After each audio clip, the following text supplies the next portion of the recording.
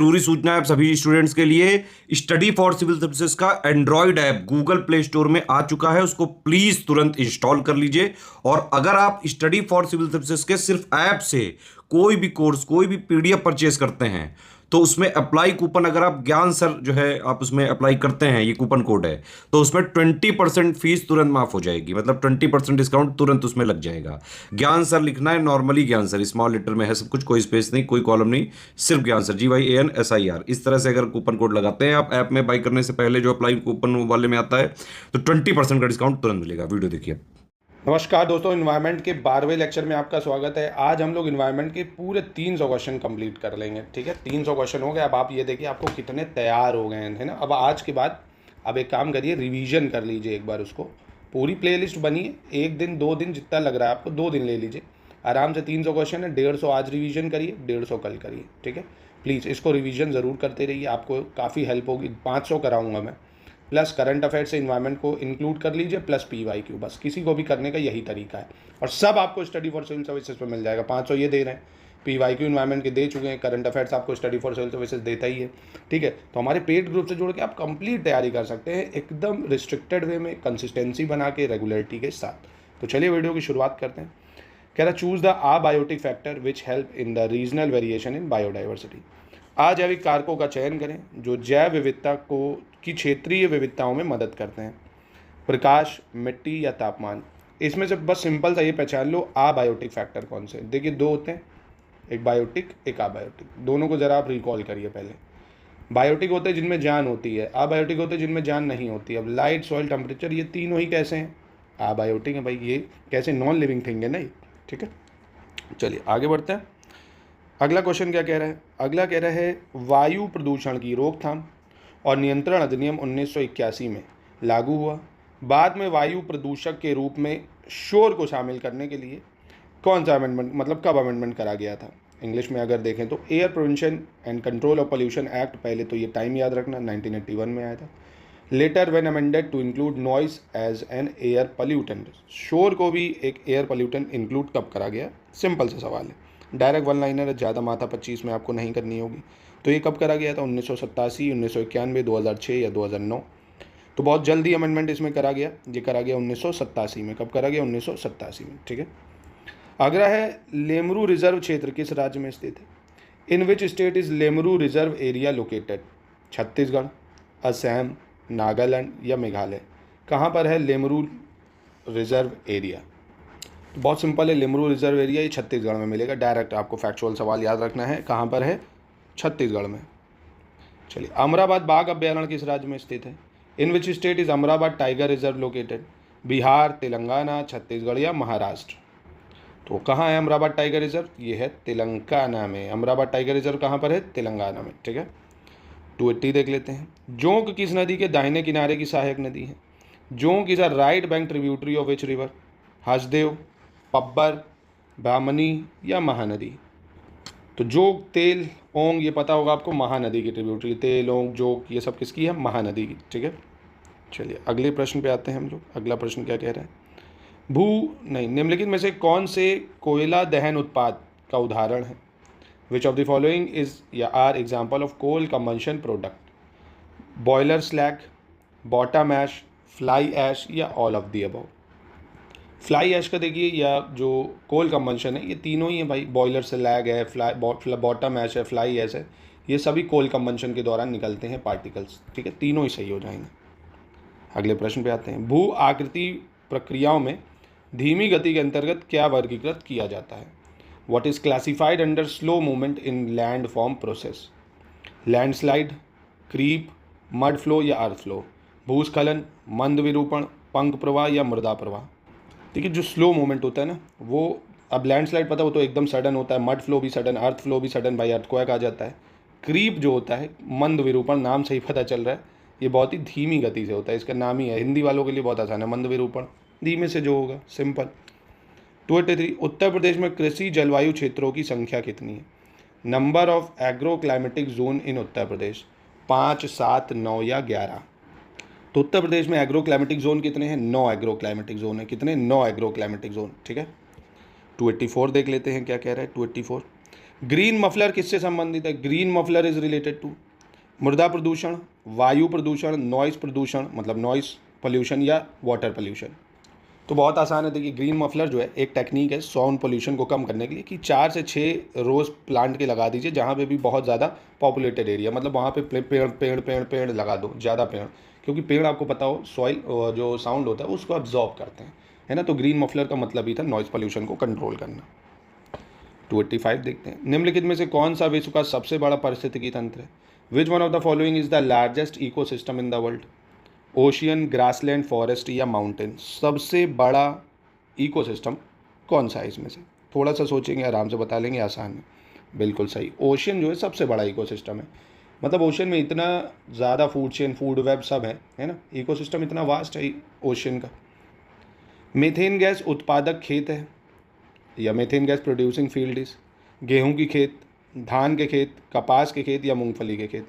Wheat field, paddy field, cotton field या ground nut field?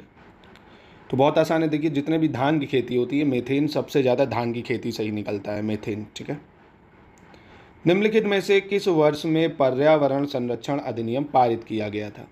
In which of the following year was passed environment protection act?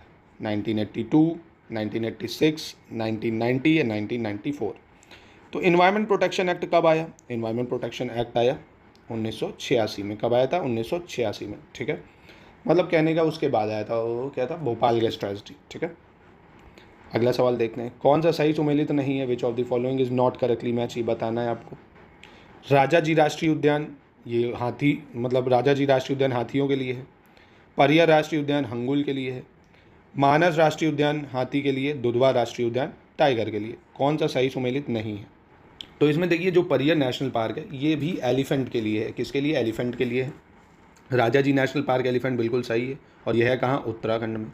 परिया national park कहाँ है? केरला में है। मानस national park elephant के लिए ठीक है, ये है आपका असम में। और दुधवा नेशनल पार्क ये तो भैया उत्तर प्रदेश में लखीमपुर खीरी में है, ठीक है। चलिए, सूर्य से आने वाली हानिकारक पराबैंगनी विकिरण किसका कारण बन सकती हैं? Harmful UV rays coming from the sun causes liver cancer, brain cancer, oral cancer या डर्मल कैंसर? मतलब यकृत का कैंसर, मस्तिष्क का, मुंह का या त्वचा का? बहुत सिंपल है, स्किन कैंसर या त्वचा का कैंसर कर देती है डर्मल कैंसर जिसको बोला जाता है, ठीक है। अब हमें पता होगा ओजोन लेयर भैया स्ट्रेटोस्फेयर में है जो प्रोटेक्ट करती है हमें यूवी रेज से, जो सन की रेज आती हैं, ठीक है। कहाँ पे होती है? स्ट्रेटोस्फेयर में। जैव निम्नीकरण प्रदूषक है, बायोडिग्रेडेबल पोल्यूटेंट कौन है इनमें से? मर्करी, सीवेज, प्लास्टिक या एस्बेस्टस? बायोडिग्रेडेबल मतलब जो मिट्टी में डाल दो तो पूरी तरह से मिल जाए उसमें ना, पोल्यूटेंट की तरह काम ना करे। तो बहुत आसान है दोस्तों, सीवेज जो है जो हगामूथी मचाता है एंजाइम वो सब सीवेज में जाता है, वो बायोडिग्रेडेबल होता है भैया, है ना। उसमें प्लास्टिक तो हम लोग खाते नहीं है जो प्लास्टिक निकलेगा, ठीक है। तो सीवेज हो जाएगा। झीलों में पाई जाने वाली मछलियों के जनसंख्या घनत्व को मापने का एक अच्छा तरीका क्या है? What is a good way to measure the population density of fishes found in lakes? Oxygen घनत्व, प्रति जाल में पकड़ी गई मछलियों की संख्या, फंसे हुए टैडपोल की संख्या, और जू प्लवकों की वृद्धि। जू प्लवको हिंदी में ज़्यादा, इंग्लिश में ज़्यादा सही, zooplankton. Oxygen density, number of fish caught per trap, number of tadpoles trapped या ग्रोथ ऑफ जू प्लैंक्टन? तो किससे मापोगे मछलियों की जनसंख्या घनत्व को? बहुत सिंपल है, number of fish caught per trap. एक ट्रैप में कितनी मछलियां पकड़ी जा रही हैं यही जो है फिश की डेंसिटी को बताता है, ठीक है। प्रति जाल में पकड़ी गई मछलियों की संख्या। अगला देखते हैं, भारत में वन्य जीवों और व्युत्पन्न भागों में अवैध व्यापार को रोकने के उद्देश्य से कौन सा अधिनियम बनाया गया था? Which act was enacted in India with the aim of curbing illegal trade in wildlife and derivative parts? Environment protection act 1986, wildlife protection act 1972, biological diversity act 2002, forest conservation act 1980। भैया इनके समय भी याद रखना बहुत important है, matching करने को आ जाते हैं कि भैया मैचिंग कर दो। तो देखो ये सब इलीगल वगैरह चीज़ों को रोकने के लिए वाइल्ड लाइफ प्रोटेक्शन एक्ट बनाया गया था कि जो भी नियम शेड्यूल 1 में है, 2 में, अगर आप इनको हार्म करते हो तो तगड़ी सजा है ना। तो ये है। अगला है जीडीपी, जो पर्यावरण प्रदूषण और प्राकृतिक संसाधनों के दोहन की लागत को ध्यान में रखती है, वो क्या कहलाती है? GDP that takes into account the cost in terms of environmental pollution and exploitation of natural resources is called white GDP, green GDP, brown GDP या blue GDP? तो ये भी बहुत ज़्यादा आसान लॉजिकल बेस्ड सवाल है, बिल्कुल। उसको क्या कहेंगे, ग्रीन जीडीपी, हरित जीडीपी। अगला है लाल शैवाल वानस्पतिक रूप से कैसे प्रजनन करते हैं। How do the red algae reproduce vegetatively. संलयन द्वारा, विखंडन द्वारा, काटने के द्वारा या बीजाणु निर्माण द्वारा। इंग्लिश में कहें तो फ्यूजन, फ्रेगमेंटेशन, कटिंग या स्पोर फॉर्मेशन। तो किसके द्वारा ये प्रजनन करते हैं, ये करते हैं फ्रेगमेंटेशन या विखंडन द्वारा, है ना। जो एल्गी होती है, क्या होती है, एल्गल ब्लूम सुना होगा आपने, है ना। एल्गल ब्लूम क्या होता है, जब पानी में देखा होगा आपने, कलर चेंज हो जाता है, कभी हरा हो जाएगा, पूरा लाल, तो उसका एल्गल ब्लूम बोलते हैं। फ्रेगमेंटेशन करने लगती है वो, ठीक है, याद रखना इसको। निम्नलिखित में से कौन भारत में चूना पत्थर की गुफा है। Which of the following is a limestone cave in India. Undavalli गुफाएं, भीमबेटका गुफाएं, बोरा गुफाएं या वरहा गुफाएं। तो बहुत ही फेमस है ये, न्यूज़ में भी बनी रहती। लाइमस्टोन केव इनमें से है बोरा केव्स। कौन सी है, बोरा केव्स। कहाँ पर है ये, महाबलीपुरम में है, तमिलनाडु में है, नहीं माफ़ कीजिएगा, आंध्र प्रदेश में, सॉरी। बोरा केव कहाँ है, आंध्र प्रदेश में। वराह केव तमिलनाडु में है, महाबलीपुरम में। वराह केव कहाँ है, तमिलनाडु में। बोरा केव कहाँ है आपकी, आंध्र प्रदेश में। भीमबेटका पता ही होगा आपको, मध्य प्रदेश में है। और उंदावली केव जो है, उंदावली केव, ये भी आंध्र प्रदेश में। कहाँ पर है, आंध्र प्रदेश में, ठीक है। चलिए आगे बढ़ते हैं। भारत सरकार के पर्यावरण और वन मंत्रालय के तहत राष्ट्रीय जैव विविधता प्राधिकरण एक वैधानिक स्वायत्त निकाय की स्थापना किस वर्ष हुई थी। 2006, 2000, 2003 या 2010। इंग्लिश में कहें तो national biodiversity authority, a statutory autonomous body establish under ministry of environment and forest, government of India. अब बताइए साल कौन सा था। तो नेशनल बायोडाइवर्सिटी अथॉरिटी, एक पहली चीज़ तो ये क्या है, वैधानिक स्वायत्त निकाय है, ऑटोनोमस स्टैट्यूटरी बॉडी है, जो बनी थी 2003 में। कब बनी थी, 2003 में, ठीक है। चलिए 297 में देख लेते हैं। निम्नलिखित में से कौन सा विकल्प पर्यावरण और वन्य जीव से संबंधित 7वें मौलिक कर्तव्य का उल्लंघन है। Which of the following option is a violation of 7 fundamental duty related to environment and wildlife. बहुत ज़्यादा आसान प्रश्न है ये। वन्य जीव जानवरों की तस्करी, वन्य जीवों की बेहतरी के लिए काम करना, संरक्षित प्रजातियों के दोहन पर रोक लगाने के लिए, या जल प्रदूषण से बचाना मतलब। इंग्लिश में कहें तो trafficking in wildlife animal, working for the betterment of wildlife, to stop exploitation of protected species, या अवॉइडिंग वाटर पोल्यूशन। अब इनमें से आप क्या करोगे जो फंडामेंटल ड्यूटी को वायलेट करेगा, तो वो है भैया trafficking in wildlife animal. अगर आप वन्य जीव जानवरों की तस्करी करते हो तो वो फंडामेंटल ड्यूटी को एक्सप्लॉयट करेगा, क्योंकि आपकी फंडामेंटल ड्यूटी है उनको प्रोटेक्ट करना, ठीक है। चलिए, और ये कौन सी ड्यूटी, हाँ ये भी बता दें, 51 क्लॉज जी में है, ठीक है। वन्य जीव संरक्षण अधिनियम 1972 के तहत राष्ट्रीय वन्य जीव बोर्ड के अध्यक्ष कौन है। Who is the chairperson of national board for wild life under wild life protection act 1972। Zoological survey of India के निदेशक, केंद्रीय पर्यावरण वन जलवायु परिवर्तन मंत्री, भारत के प्रधानमंत्री, या भारतीय वन्यजीव संस्थान के निदेशक। सिंपल है ये भी।